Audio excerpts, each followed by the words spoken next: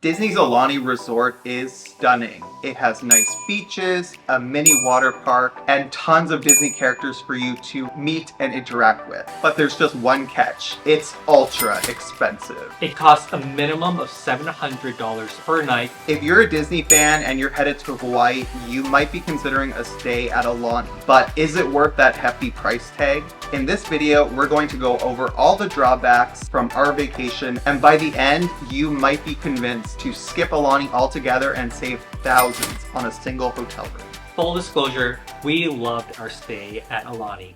This is not a negative video blasting Disney. There's tons of videos online about that already, so if that's what you're looking for, you can go to one of those videos. This is the circle of sadness. Your job is to make sure that all the sadness stays inside of it. We simply want to give a balanced perspective of our stay there and help you make an informed decision if it's right for you and your partner or you and your family. And if you want to know everything we loved about Aulani, no worries, we have you covered. We're going to put a link in the description below to that video as well.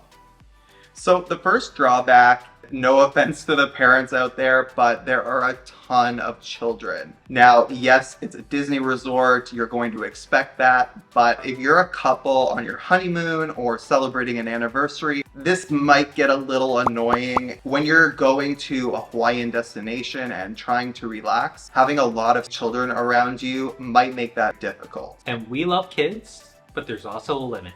Are we there yet? Look out the window! Are we there yet? We're not there! Are we there yet? And you might be thinking to yourself, well, I'll just stay in the adult-only area. They don't really have one. They used to, and for whatever reason, they got rid of it. So now there is 3 hot tubs. They overlook the ocean, but they get extremely busy with everyone else going to escape the children. So this next drawback can be a pro or a con. The resort is gigantic. On the plus side, there's tons of things to do. But on the negative side, it takes a long time to get from point A to point B to do anything. As an example, say you're in your room and you have a refillable cup and you want a soda. To get down from your room to the place where you refill your cup can be a 15-minute walk. And if you're thinking, oh well, I'll just order room service. Well, unfortunately right now, Disney does not offer that at Aulani, which is kind of surprising for a resort of this size and cost. Disney, if you're listening, it's time to bring back room service in deluxe hotels. So Aulani has 4 restaurants on property and they are very expensive. A great example of this is we had dinner one night with no appetizers, no drinks, and no desserts. We had 2 entrees. To be fair, we're quite big, but the 2 entrees cost us a whopping $60. And that wasn't even a seated meal, so very, very expensive once you're staying there. So at the beginning of the video, one of the things that we highlighted was the fact that Aulani had a water park in it. The drawback of this is that it closes pretty early for a resort of its size. An example of this is the Lazy River.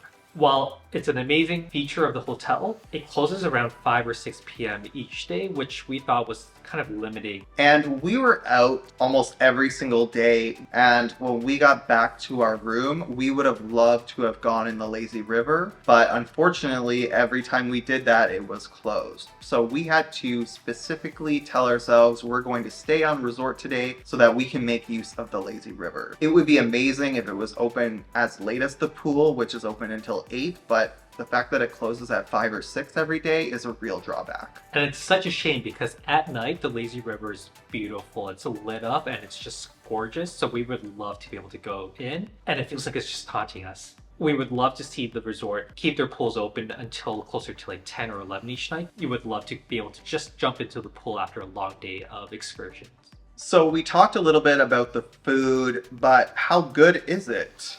The food at the Gilded Truffle really, sucks! Unfortunately, it's pretty mediocre. We're used to going to Disney World where the food for the most part is actually pretty amazing, so we were a little surprised by this. Given the price that you're paying, it is not really worth it. So if you're not a foodie and you just need sustenance, it's fine, it does the trick, but you're not going to be talking about how good the food was at Aulani at the end of your trip. We did really like the acai bowls for breakfast. It was a healthy treat and it just felt fresh because they were using fresh strawberries, blueberries, bananas. So if you're looking for a healthy breakfast, that's one thing we would recommend. And take a photo of it and tag us in it because we really miss it.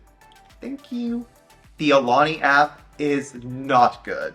You're used to Disney World and Disneyland having amazing functionality, and while you might not like being on your phone all day at those parks, you can see the value in it. And it's really clear when you go to Aulani, they didn't put the same type of care into their app. It's basically just text information telling you things. It doesn't regularly get updated. Even some of the menus aren't available on there for the restaurants. It actually just takes you to the website to look at it. And when we went to a luau and got free PhotoPass included, we thought, oh great, we can just download the photos in the Aulani app. Nope. You have to download the Disneyland app.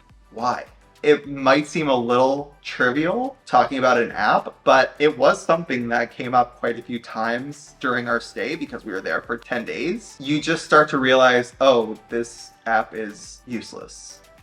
So this drawback was more so for me because I don't like busy areas or crowds. Because it's a Disney resort in Hawaii, it's super popular and their rooms sell out most of the time. So regardless of when you're going there, there is going to be a ton of people around you at all times. Now, if you're looking for a quiet place to relax, Aulani is not it. Not at all. An example of this is the elevator situation on the resort. It was pretty much a wait every single time. So we would see one elevator come and it would be completely full. So we would have to wait for the next one and the next one would show up and it would be also completely full. If you're in a rush, to get to breakfast or to one of your reservations or to meet a character, again, it's a very busy resort. So there is a ton of people rushing down to meet those same characters or go to the same reservation. The elevator is going to stop on every single floor, even if it's full. Keep that in mind. You really need to budget your time.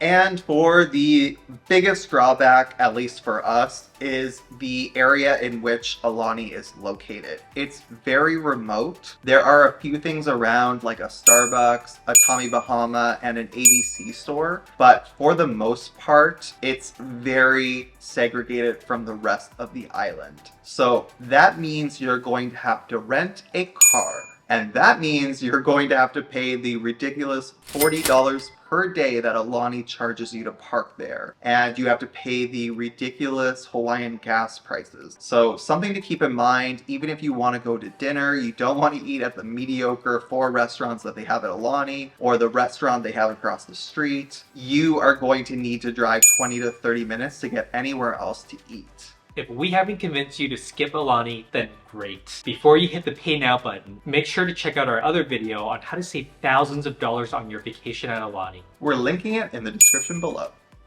So yes, we loved our time at Aulani. We will be back. Probably not for another 10 days. We are most likely to stay 2 to 3 days at Aulani and then move to a different hotel in a better area where there's more around and we can easily access destinations. So in summary, yes, Aulani is amazing. They have the water park, beautiful beaches, Disney characters for you to meet, but there are obvious drawbacks, including the high prices and the fact that it's in a remote area. If you've ever been to Aulani and you agree or disagree with our drawbacks, let us know. And with that, we'll see you on the next one. Bye.